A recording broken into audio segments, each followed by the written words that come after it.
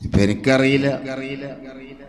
അപ്പൊ ഞാൻ അങ്ങോട്ട് ഇങ്ങനെ നോക്കിയപ്പോ തങ്ങൾ ചോദിച്ചു, അതിന്റെ മോനാണ്.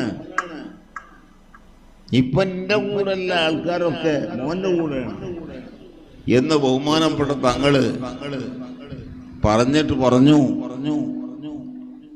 എന്റെ ഭാര്യയുടെ അരികിൽ നിന്ന് എല്ലാം കിട്ടിയ ആളാണ്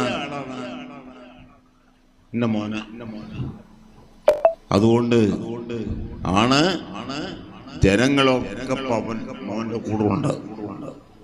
നിങ്ങൾ ദുആഇറക്കി അല്ലാഹു തആല ഇനിയും ഉയർത്തി വളർത്തി കൊടുക്കട്ടെ എന്ന് അന്നെന്നോട് പറഞ്ഞു.